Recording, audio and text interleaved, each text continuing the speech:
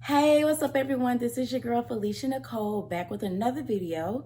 If you are new here, welcome to the tribe. You can wait until the end and decide whether or not you want to subscribe. That rhymes. Aye, aye. In today's video, I will be discussing how to prepare for a master's program in psychology. Now, I want to target this video kind of towards juniors and seniors in college, or someone who has graduated and is thinking about applying for either a master's or a PhD program. There will be another video on PhD programs, but this one is all about the master's life.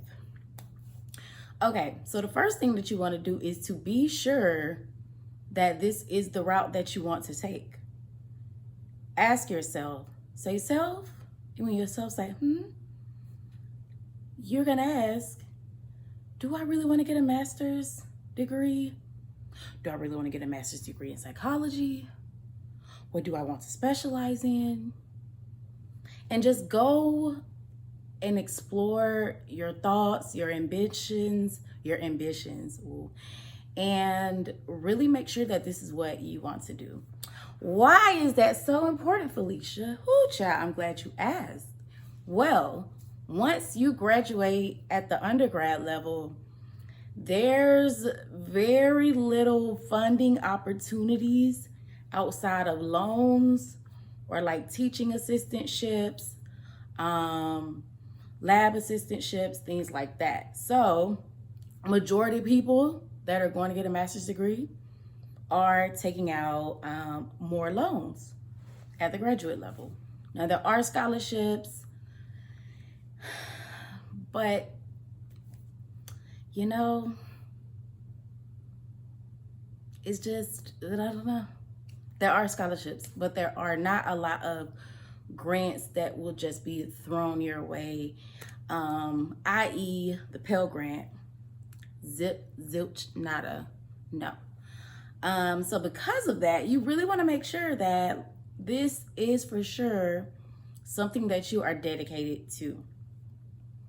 So now while you're exploring, am I dedicated? Am I sure?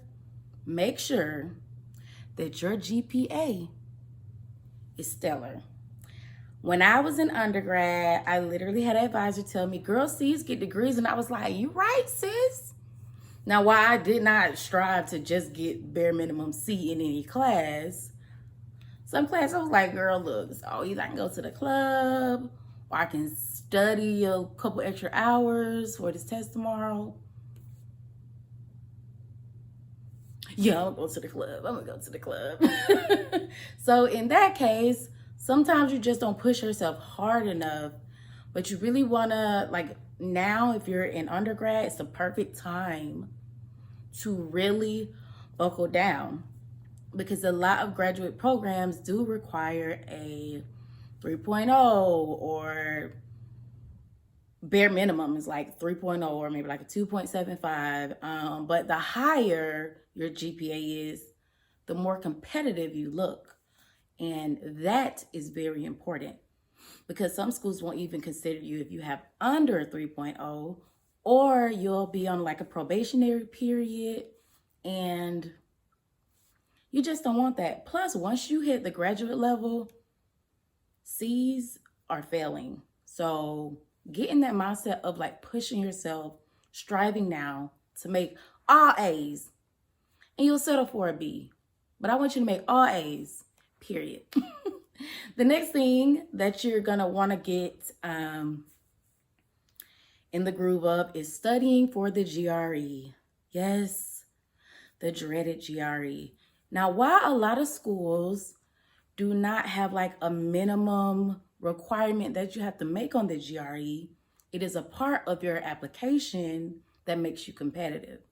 So start studying, get familiar with it, find out how often the tests are available in your area, so on and so forth.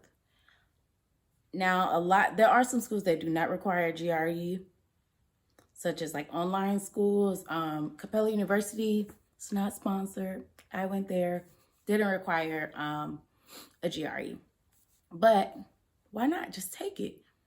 Well, yeah, it's a little expensive, but you know, yeah.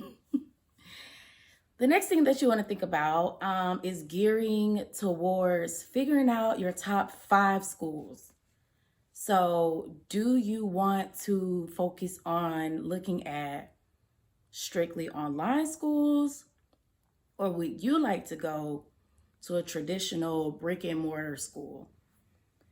So, you want to really weigh out the pros and cons of each, and I'll have a video up on those soon also. And you also want to ask yourself, like, do I have any children? Am I married? Am I obligated to only apply for schools in a certain area? Or do I have the flexibility, and am I open to applying for schools anywhere? Because a lot of times in grad school, that is when you truly find out who you are and where so much growth can come from. And sometimes you just need a new start in a new area. So if you have that flexibility, also think about that. So also, while you're looking at schools, you want to ask yourself, do I want to get a master's of arts in psychology, or would I like to get a master's of science in psychology? So my master's is a master's of science in psychology, well, in clinical psychology. So my program was heavily geared towards research. More arts programs are geared towards the teaching aspect of how to become a good therapist, psychologist, things of that nature. But MS programs are usually more research based. So that is also something that you want to think about. The next thing that you want to do, if you are not already, is become a member of the APA. Now, the APA does have like student discounts. So like you can, I believe I paid maybe like $60 a year when I was in my master's program. And I think it's a little bit cheaper if you're undergrad. But you want to become a member of this program because it's the bread and butter of the psychology world. And there are different divisions within the APA that you want to familiarize yourself with. So if you want to go for school psychology, you want to get involved with the student subset of the division of school psychology.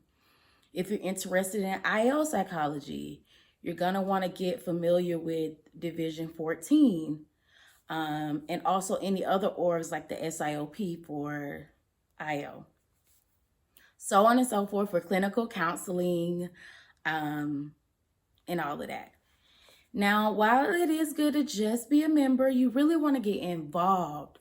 So if you would like to go to the APA convention that happens every year, look out for opportunities to volunteer. 1, you'll get to go for free. 2, it's really a good time to like network, sit down and listen, and just soak in information about the field. And also, most student subsets have, president, vice president, treasurer, secretary. They do things all over, and there usually are different branches in each state as well. So getting involved, doing a fundraiser, not just being a member of the team. You want to set yourself apart.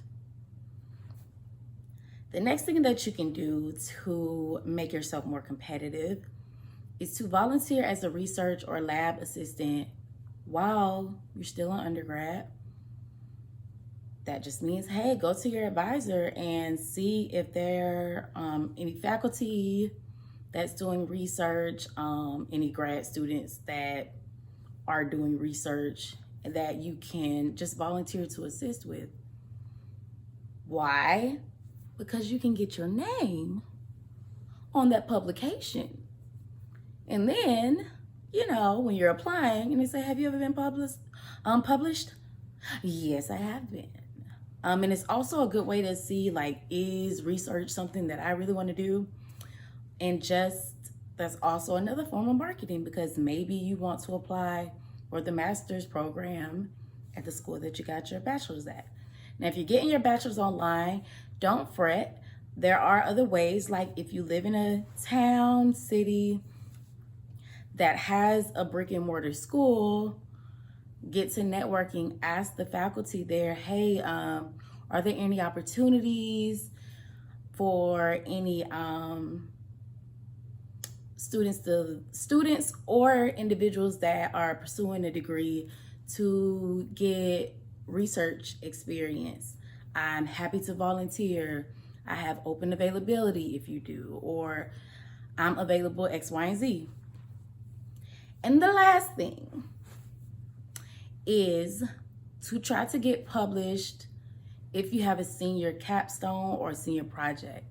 So my undergrad was a bachelor's of science, and senior year we had to do a group research project, and you also had to do an individual research project. So our group project, once you presented it to the faculty, you could also apply, like submit it to go and be published somewhere, or it was a lot of opportunities.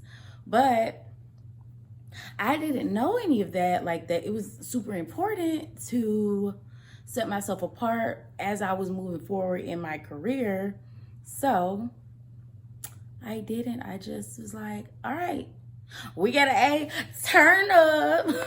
I was like, yes, sir. It's graduation time. But if I could go back and tell that Felicia, like, girl, y'all did great work at that. Push, like, take advantage of the opportunities, especially if you are at a school that is heavy on research.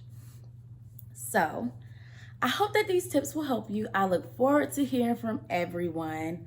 Thank you so much. So now I gotta ask you, you remember at the beginning of the video, I said, you could wait and see if you want to subscribe.